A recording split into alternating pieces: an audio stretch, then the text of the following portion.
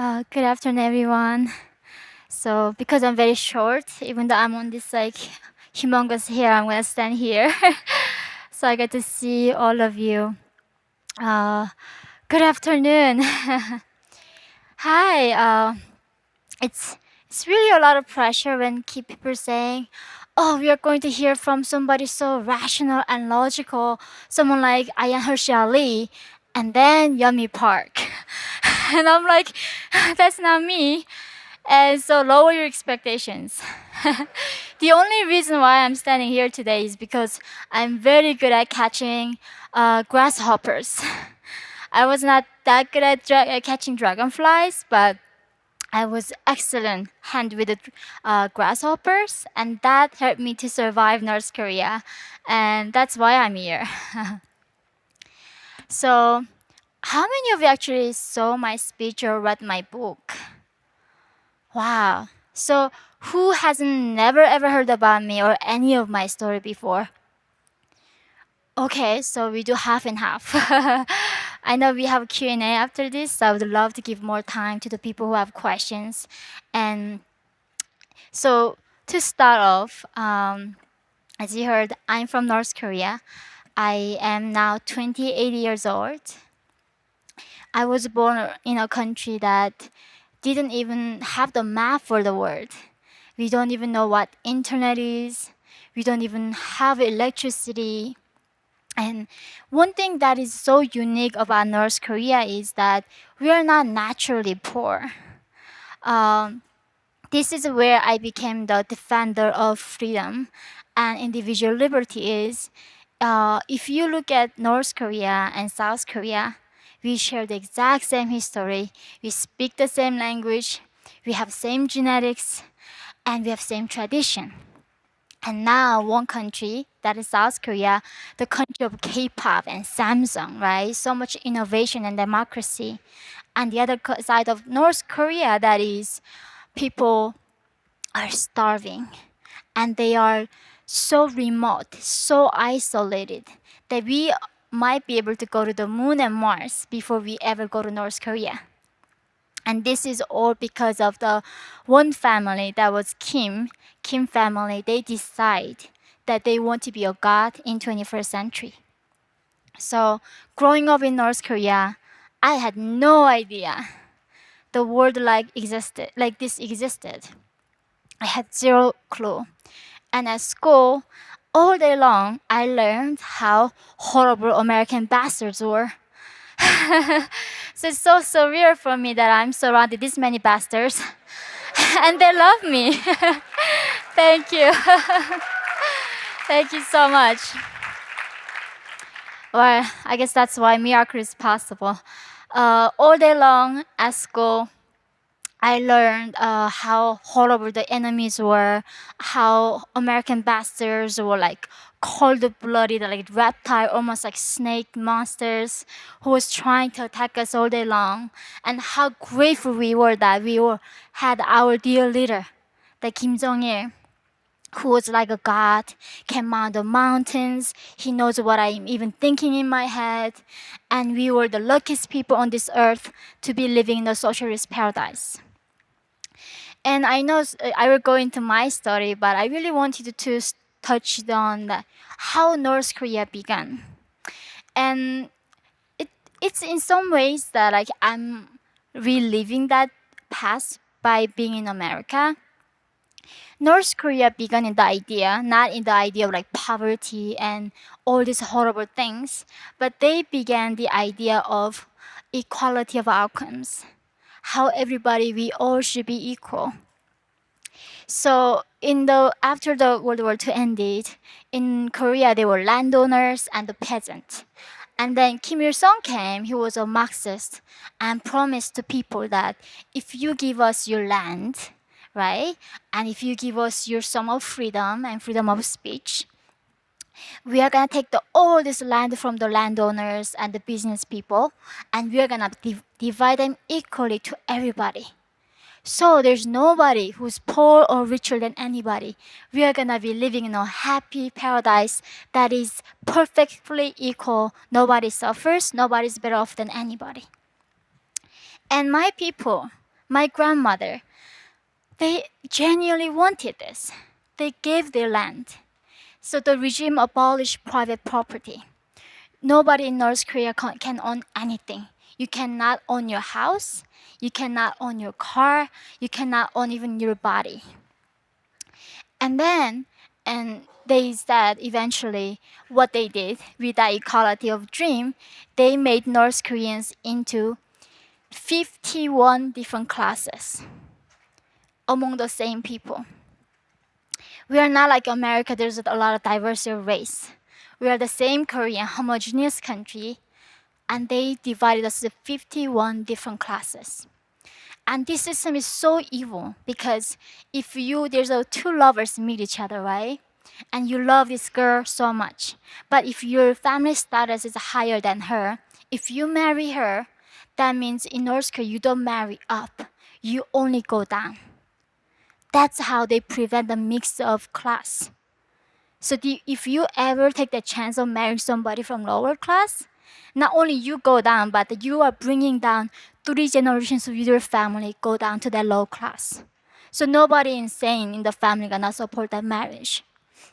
And that's how they could survive this long. So growing in that country, never seen the map of the world, and I had no idea that I was even Asian because at school that they taught me that I was my dear leader's race, Kim Il Sung's race.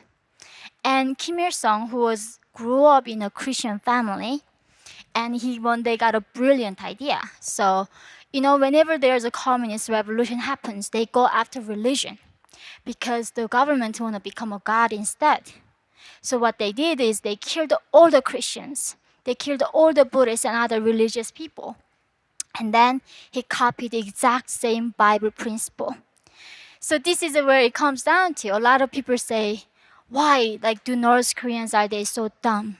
Why do they believe this propaganda? It's because Kim Il Sung copied the Bible, said, I love you guys so much, I was chosen by the universe. I'm giving you my son Kim Jong-il, like Jesus Christ. And his body dies, like Jesus did, but his spirit is with us forever. And therefore, he knows what we think and how much hair in our head. And that's how they control what you think. And that's how they make you even afraid to think being in that country. So, and then of course the 10 commandments that Bible has, and they copy their version of the thing. So because basically Kim regime became a god, and they brainwashed us to believe that they are gods. So when I came out, I couldn't believe when people telling me that Kim Jong-un actually poops. He goes to bathroom. And yesterday I was hearing about all these intellectuals, and I was thinking about today's speech. I was like, I was literally somebody thought the most handsome guy was Kim Jong-il when I was in North Korea. That's how ignorant I was, how brainwashed I was, and what I'm gonna talk about today here. And so that complete control the information and isolation and division between people. And this is also why I really decided to speak out today, especially in this time of America. It breaks my heart. When people being divided and not trusting each other, you know who wins? People in control, people in government. North Korean regime did this such a good job. If there's 3 people here, then we are spying on somebody and somebody spying on me. But that person also being spied by somebody. So even if I'm gonna be such a nice person that I'm not gonna report on my neighbor, that I know is somebody spying on me. That person decided not to spy on me, but that person also being watched. So you cannot escape this cycle of spying on somebody, and you have to report on other people. That destroys trust between your neighbors, your friends, and your family members. And that's why that trust between people is very important. So after all this brainwashing, came down to one moment that was just as simple as that. It was basic survivor. I was 13 years old, and I was living in a border town. It was 2007, and I just couldn't survive. There's no food. There's nothing we could do to find food. And luckily, I was living in the border town of North Korea, and I saw the lights coming from China. And that's when I got the hint. If I go where the lights were, I could find a bowl of rice. So when I escaping North Korea, it's so funny because I did not even know what freedom was.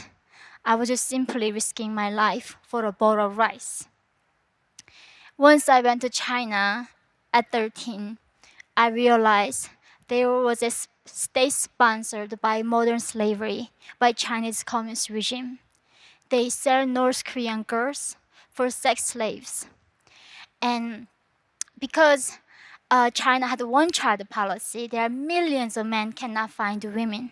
There's a shortage of women who can marry these men. So they buy North Korean girls. And this is like, life is so bizarre. I think 2 years ago during the pandemic, the lockdown, I got so lonely living in Chicago. So one day I drove to a pet store that my friend suggested.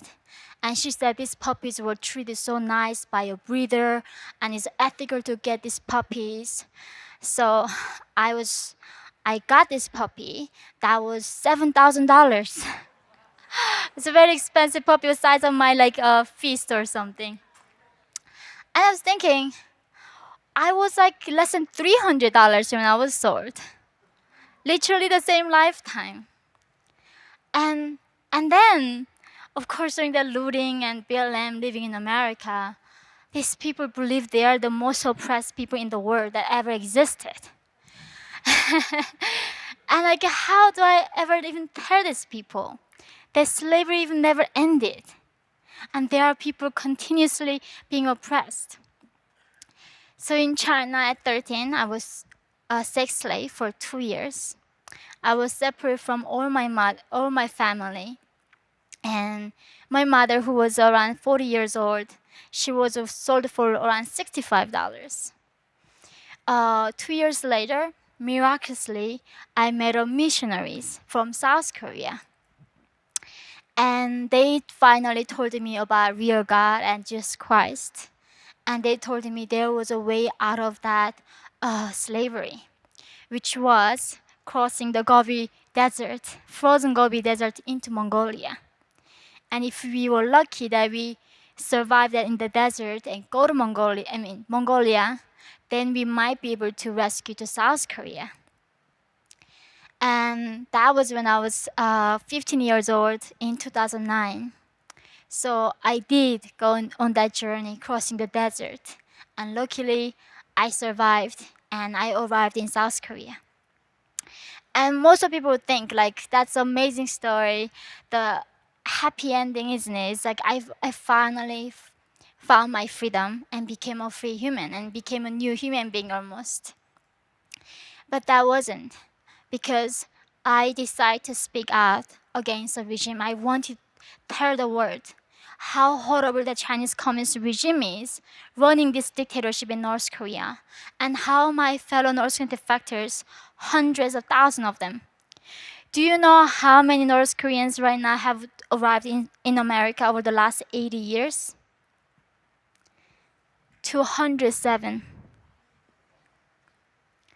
And American government still don't want North Korean defectors coming here. So, like, I had a burden, like, it's not something I did that was special. I made it because somebody helped me to get here. And I wanted to help these 300,000 North Korean women right now. They are sometimes toddlers sold for sex toys. Their organs being harvested out of them. 300,000 of modern slaves in China. And we buy puppies for $7,000. Our problem here is having too much food. Our problem is obesity.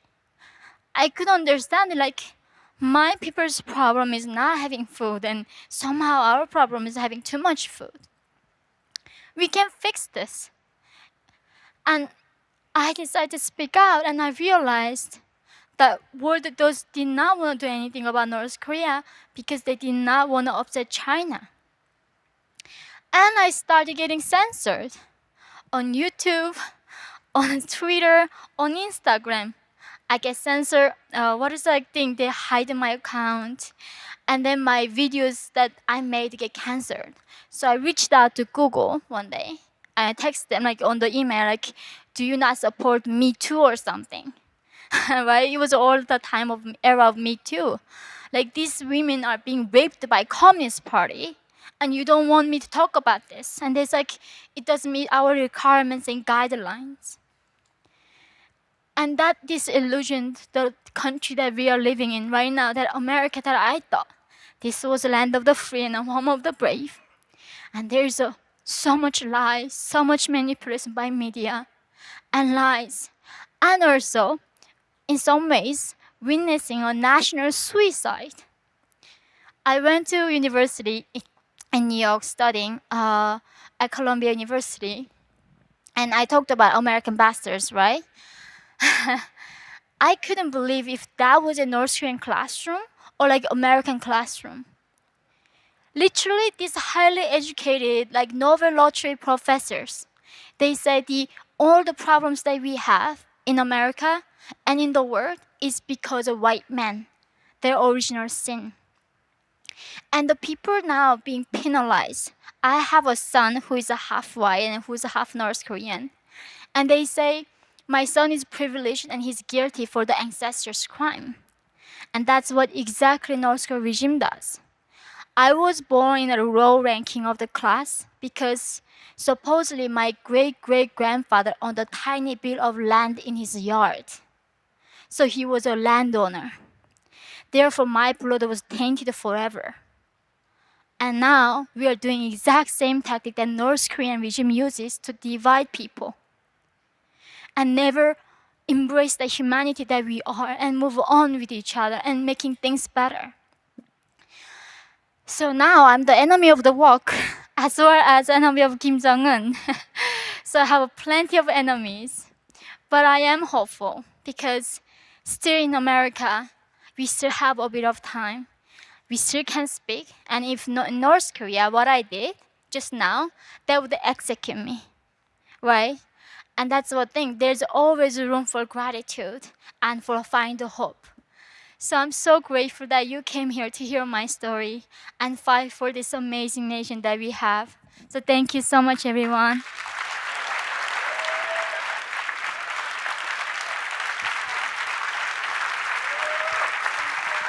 Thank you. Thank you, sir.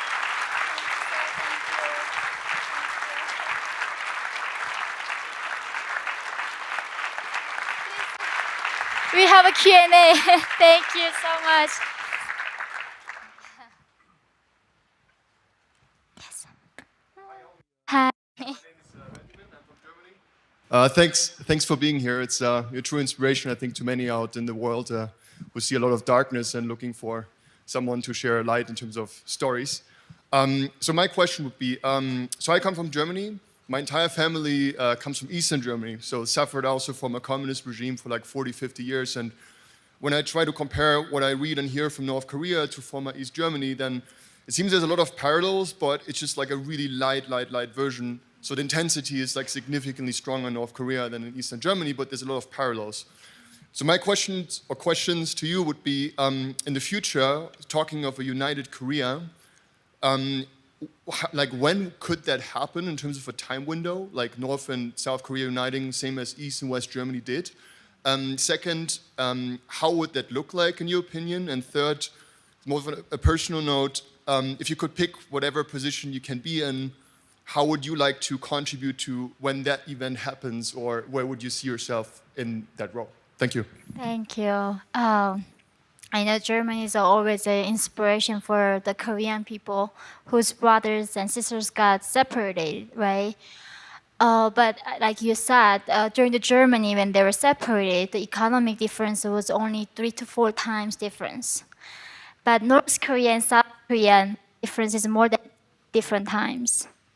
So that gap is so huge economically. And And not only that, actually, even physically, the Koreans evolved differently. Because in the north, we have this severe malnutrition.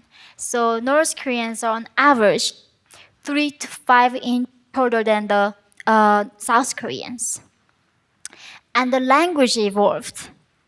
So this is like where if you read the George Orwell's 1984, it talks about the double speak. Why even in America right now they are so obsessed with the controlling language. Because if you control what you say, you can control what you think. So in North Korea, they remove the words like love. So people don't even know what's love between the human beings. The only love that we allowed to know is our love towards the dear leader and the mother party. And there's no word I. So we don't know what individual means. We don't even know what I mean. We always use we. And of course, there's no word for human rights and liberty. And then, of course, like people like pizza, McDonald's, right? That's like secondary thing. So language evolved, physically different. And in the North, the history was forgotten, that got erased. We learned the history from the time when Kim Il sung was born. The North Korean calendar begins when Kim Il sung was born. They don't teach us anything about the time before Kim's. So it'll be a lot harder. And my hope is that North Korea somehow, maybe even copying the Chinese model, initially open up the economy, feed the people, and gradually accepting these ideas. But it's gonna be a lot of work. Thank you. Hi, Yeonmi. I just want to say, first of all, it's an honor to be here listening to you. You started off, kind of undercutting yourself.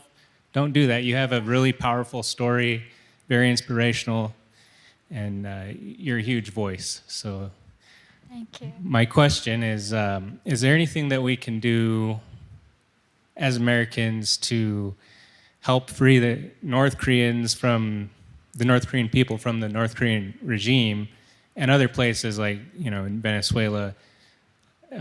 What can we do today to help kind of, I guess, free those people that are oppressed in the world?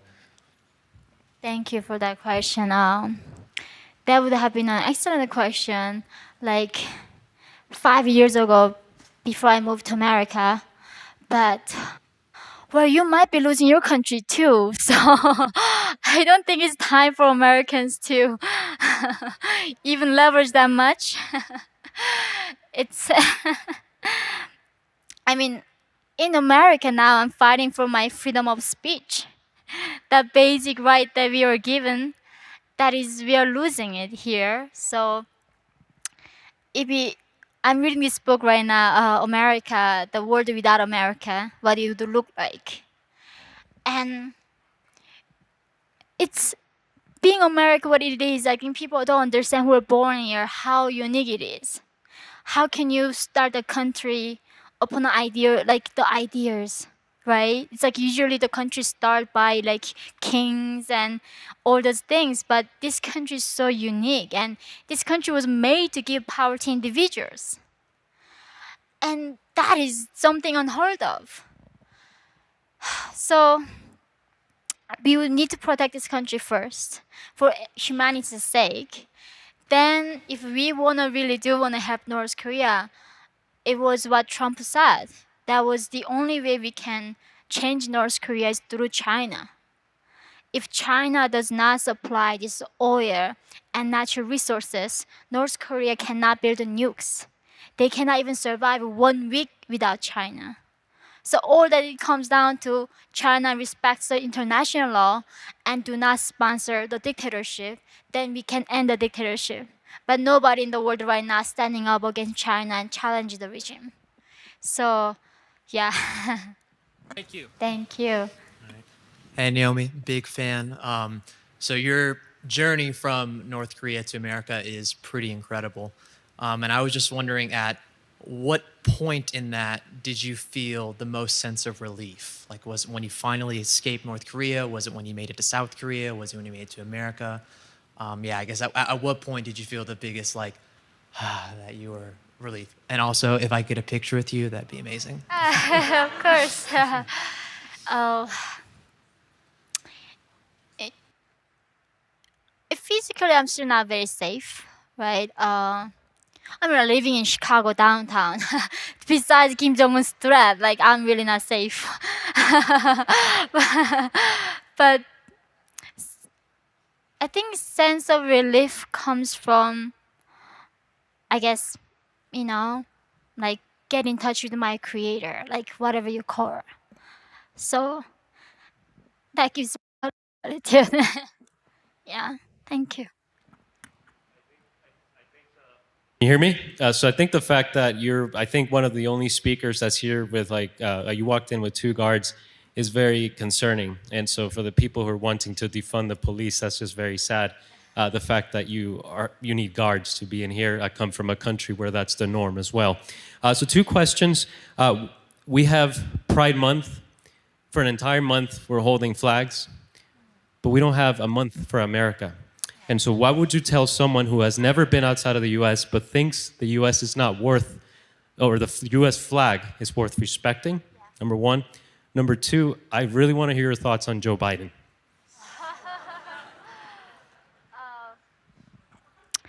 For those people who doesn't think that America is worth defending, well, they should just immigrate to North Korea.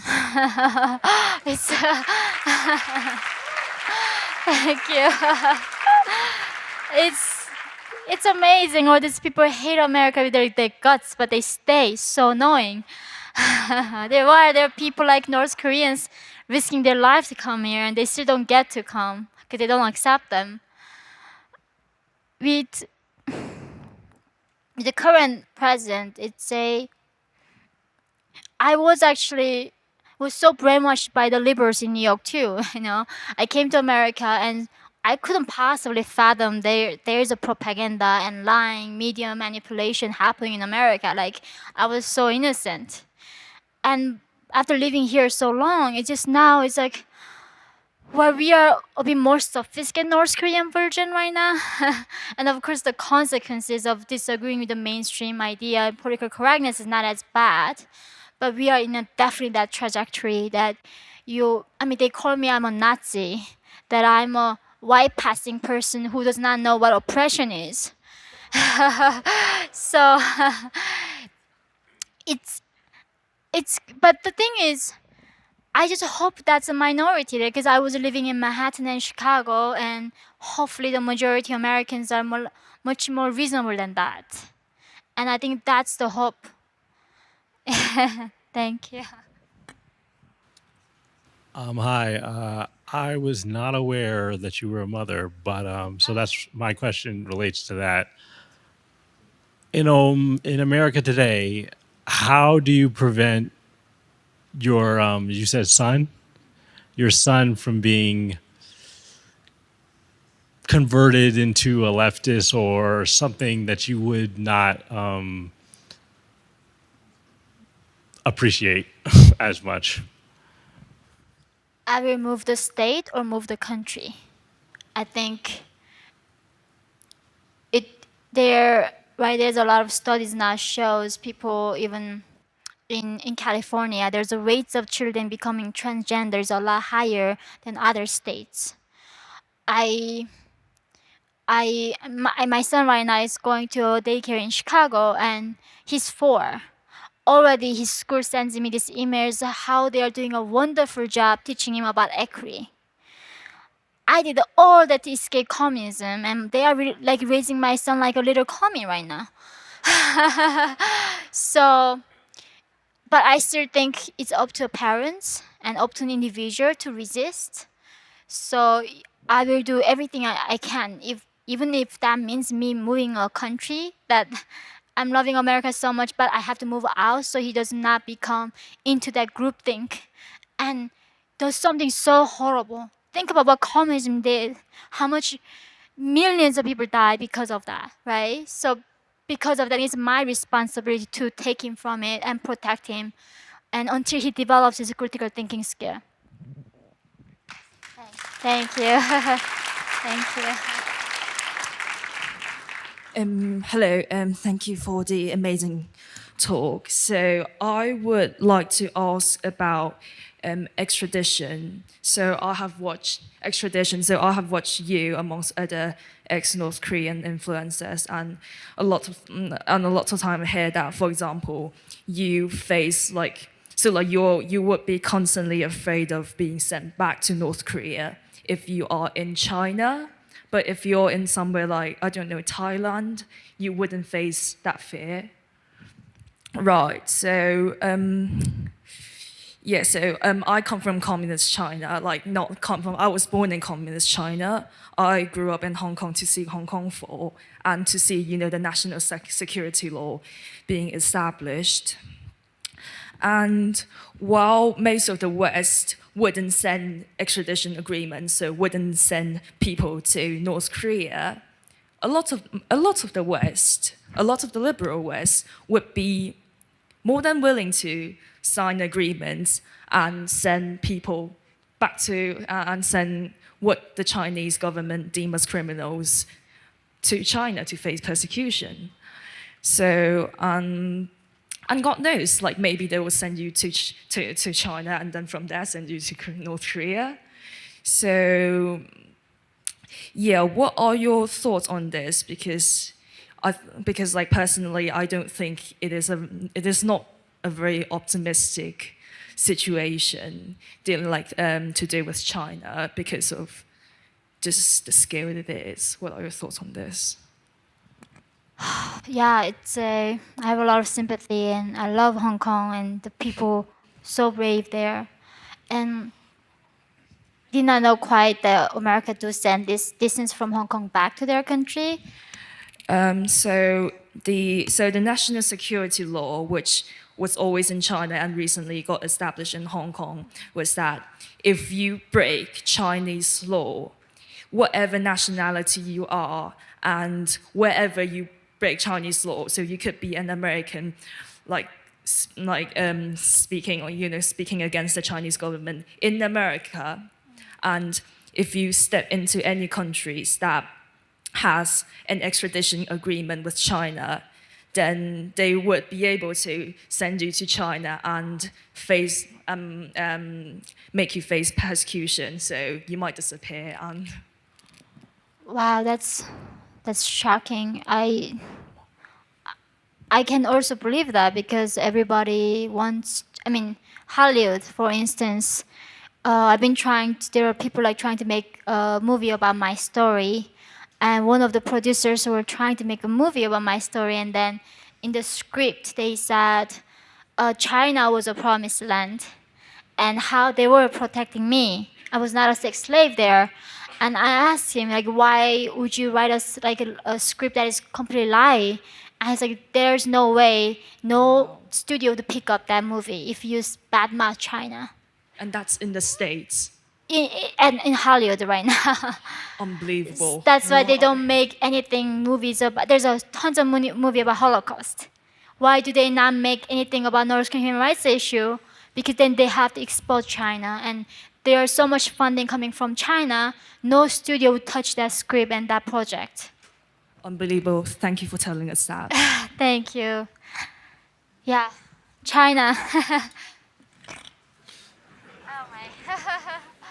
Hi. Hi. Just wanted to say thank you for showing how much you love life. It's truly remarkable. You show the world that you can do anything you set your mind to. My question is, where do you see yourself in 10 years? What would you like to achieve by then? Thank you. In 10 years, I would love to be grateful, not going to therapy like my friends are. I really sympathize a lot with why people are not happy in America is because really they don't really have an actual problem, and that's a problem. So they have to keep making problems. Thank you, but it is true. Most of my days now, I'm dealing with very stupid problems like weather is so cold, why the winter is so brutal, why heating, central heating, warm shower, food, refrigerator. I'm complaining about Chicago cold all day long. Like, you get adjust to those things, and it's so easy to lose that perspective. So I think no matter, of course, my mission is making more people free and give them voice. But besides that, I try to not lose that perspective, so we can be grateful for what we have. I think that's my very important thing. Thank you. Thank you.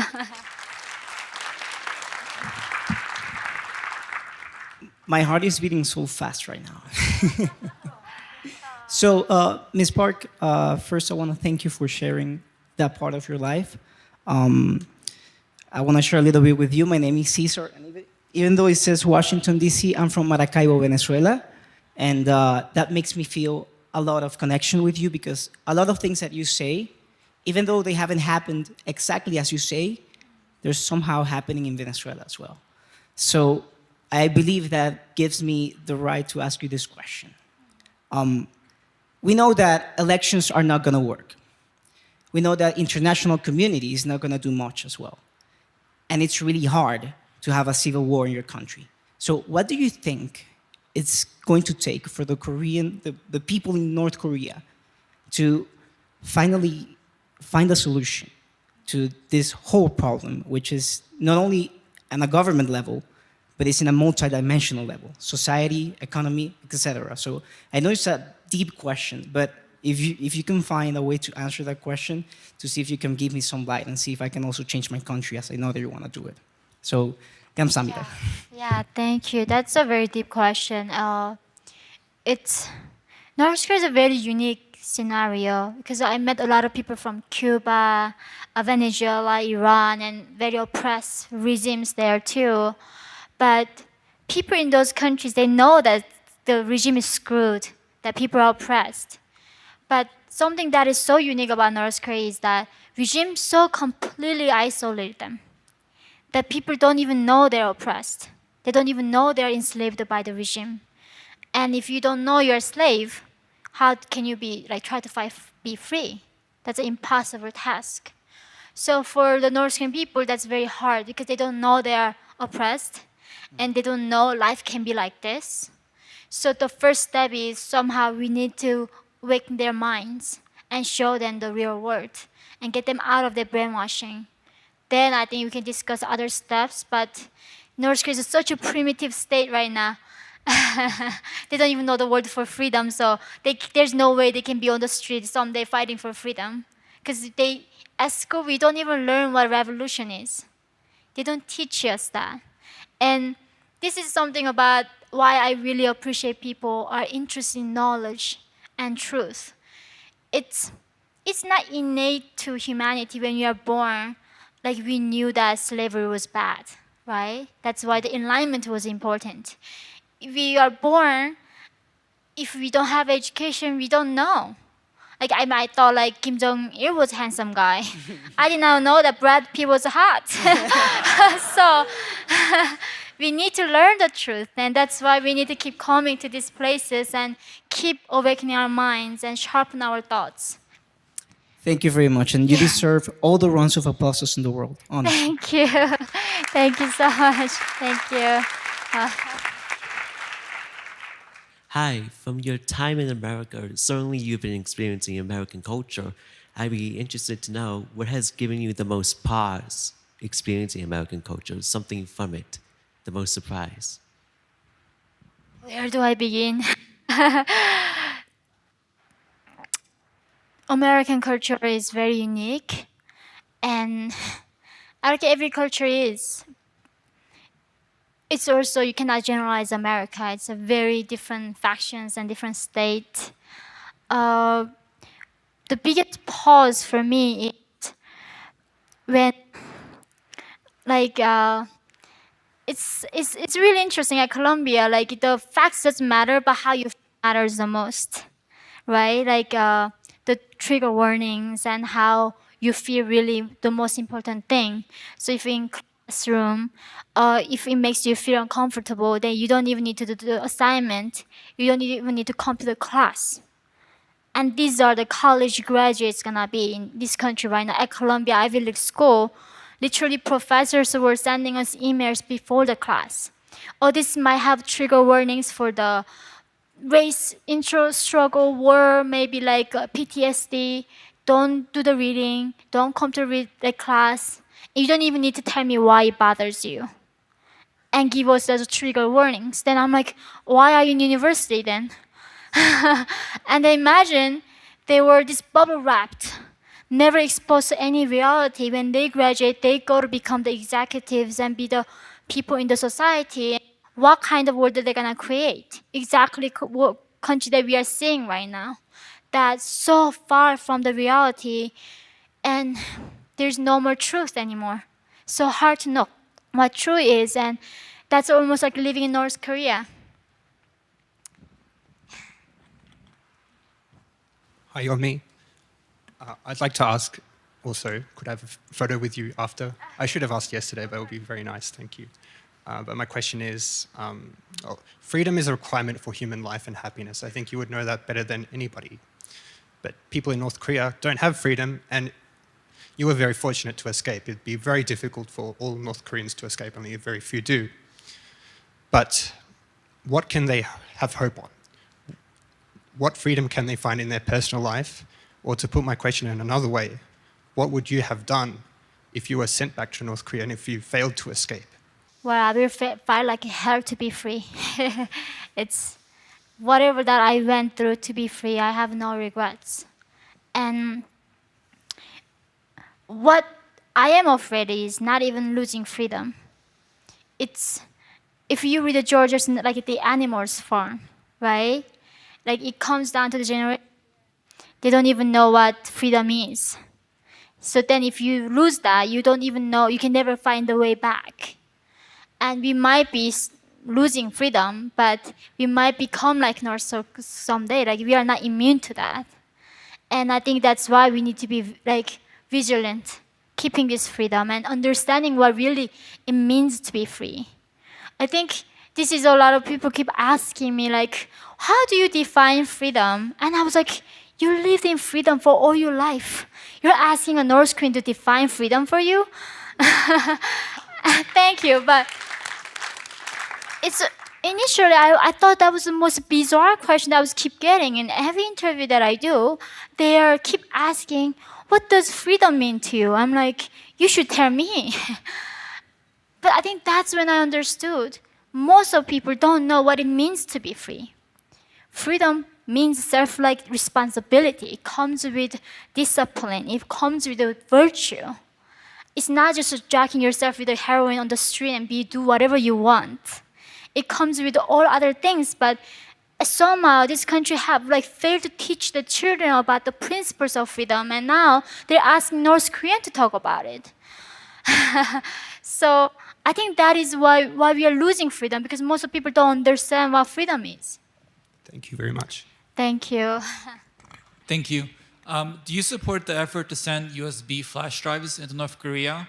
And also, if you were choosing the content to go on those drives, maybe also for Chinese, what content would you include? I do definitely support sending this outside information into North Korea, because that was also one moment that changed my life. Is growing up in North Korea, as I said, everything is a propaganda, right? There's no Romeo and Juliet. We don't know anything besides a propaganda. And when I watched this bootleg DVD, the movie about Titanic, and as a young girl, I could not believe a man can die for like a woman, and movie can made about an entirely shameful story. Like that really gave me a taste of freedom. So I think showing even just like that kind of innocent movie can awaken North Korean minds. Yeah. Thank you. Thank you. Hello. Hi. Before I start fangirling, because your work is incredible and I've been following it for a while, all of you consistently talk about how you shifted from survival mode into living mode and like a deep understanding of what it means to be a sovereign individual human being, Was there a light bulb moment, or was that a gradual shift? And what was that shift like? Also, congratulations on the new fuzzy addition to your family. Definitely, when I was reading George Orwell's book, that was a new turning point because the hardest thing, you go through all of that, and now you're in a country like South Korea, there's freedom and respect for human rights. It wasn't about like learning about, how to eat Coca-Cola or hamburger or pizza. It was hard. But really, how do you trust again? Because when I got there, the South Korean officials told me that everything you believed in your life was a lie. And now what I'm telling you is truth. So you need to accept this truth. That they literally told me that Americans are not bastards, they are great people, and the Kim Jong Un goes to bathroom, he's a dictator, like all these horrible things. And I was like, so if everything that I believe was a lie, how do I know what you're telling me is not a lie? Where's the evidence? You come in this like chaos mode, like I don't know how to trust anything ever again. And that's when those books helped me. And then started to living in a more like not surviving. I think that was more like gradual process than that. But I think that thinking, understanding what happened was like a very important step for me to become free emotionally. Okay, so once more, I'm really grateful for your powerful message across the world.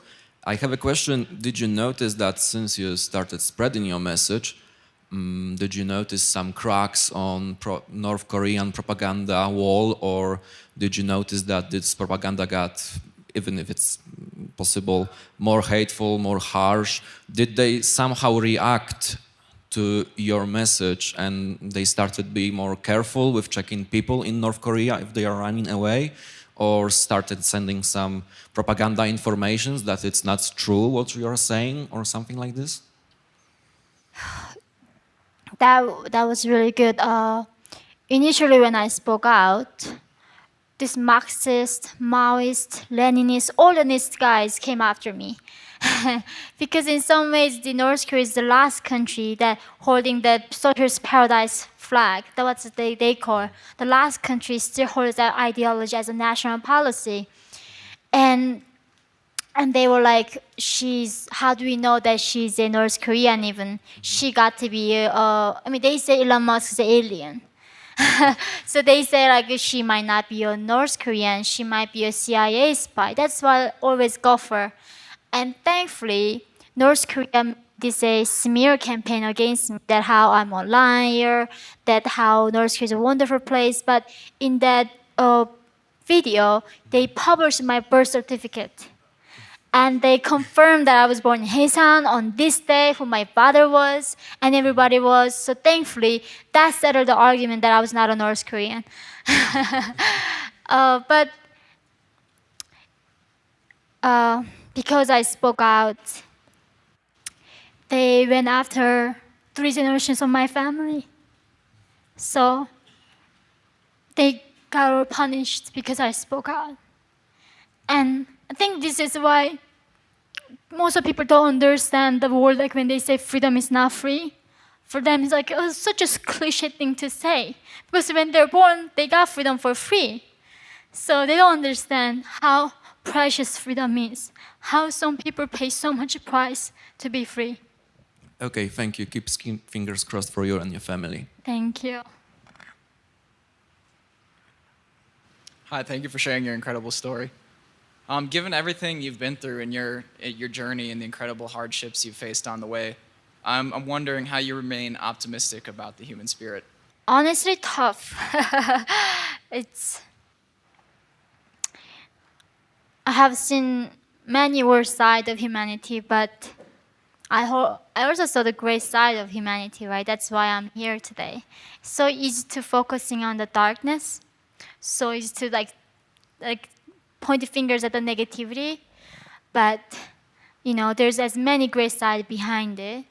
So I think keep remembering that, like especially my introduction to sex was a rape, seeing my mom raped right in front of me, and first man who bombed me was bought me as a sex slave. Every man that I saw in China was a rapist. So it was very hard for me to trust men and not hating men. But then it comes down to I had a son. Thank God for that. I have so much sympathy for men now. And my father was a man. He was such a lovely man. So it's it's hard to it's so easy to go the self pity and seeing the negativity, but you can come out of that and be rational. That's why we need to study Ayn Rand, I guess. Be objective. Thank you. Thank you. Hi, Yeonmi. It is actually good to see you again. And you keep actually inspiring, even after I listened to you more than 15, 20 times last 7, 8 years. You keep inspiring. And I still remember one of the first times you actually spoke in Delhi Asia Liberty Forum. A cute little girl with a very nice smile, with a heavy heavy weight in the heart, that actually crashed down over 250 people with full of tears. And I remember you telling your story with the broken English, standing right next to Casey, who is actually doing amazing work, and which is actually really, really great. Would you mind actually sharing your story, how Casey and Freedom International actually helped you while you are in South Korea?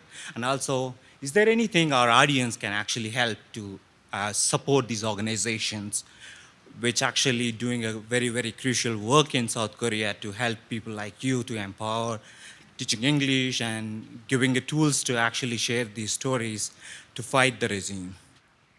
Thank you. It's lovely to meet people who knew me for that long. Um, so Casey is one of my colleagues in South Korea from America, but he teaches North Korean defectors in South Korea to learn English, and I'm one of the beneficiaries of that his work. So like if you guys want to be involved and be a volunteer teacher to North Korean defectors, you can join his organization and be the volunteer. And the funny story is, so back then I thought Americans are all lovely, they're wonderful people. So I went to a few of those events with Alice and KC, and then they were talking about something called the libertarian, right? So I had no idea what conservative was, Democrat was, or libertarian was. So in New York, I asked one day from my friend in Manhattan, like, what's a libertarian? And he said, oh, those are a bunch of white guys, sit down and like find a way to not to pay taxes. So I was like, okay, they sound like horrible people. Even though, and then my English was broken, so I don't know what the nuances were. So, and then my agent in New York, of course, like they are the very mainstream agent. It's like, you don't talk to these people. They're the bigots, and you are with us. And let's talk about how horrible America is. You know how oppressive this country is, how hard it means to be a woman, all of that. And it took many years for me to even break that pressure and groupthink in America that exists. And like obviously you're not white, not old, and reading books, really what means to be a classical liberal, you know. That's I was like, well, I guess I'm a libertarian then. I don't even have to lie about it anymore. Thank you. Yeah. Thank you so much. Thank you so Keep much. fighting for freedom and keep inspiring us. Hey, thank you so much for sharing everything. I'm really grateful that you could be here with this audience. But I kind of want to point out that obviously this audience, is very friendly to your point of view already. Friendly bastards. But like, I guarantee you, everyone in this room came in already thinking, communism is bad and has horrible consequences for real people. But you said you live in downtown Chicago. I lived there until recently. And there's lots of people there who, communism is bad is not a prior assumption. And they're concerned with those more American problems that you mentioned earlier. How do you talk to those people? And is there hope for changing their minds? I think there is a hope if we send them a summer camp in North Korea for a month. Each one of them. I think most of Americans haven't left the country. And even if they have left, they've gone to this like resorts and nice hotel with the running water and shower.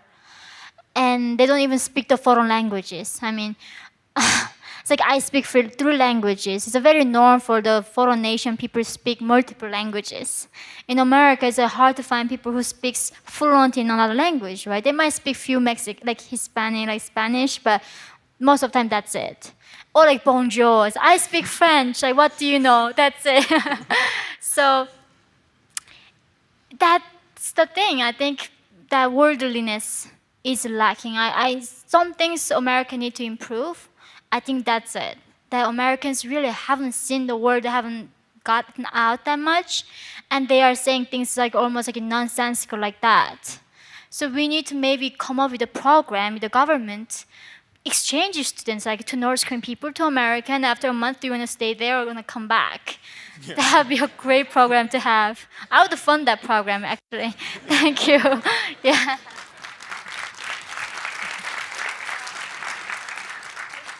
I have so much admiration and respect for your fortitude. You've touched on this a couple times, but I'd love for you to expound on this a little bit more. You've talked about growing up in a culture that doesn't have a concept of I, and that's such a hard thing for me to wrap my head around because there's so many things that are personal experiences, like I have a headache, I was sold as a slave. That's not a we thing, it's a you thing. So coming from that culture and now living in a culture where I is a very predominant concept, can you talk a little bit about the difference of like how you think about things that are personal experiences when I is not like a core concept in your worldview?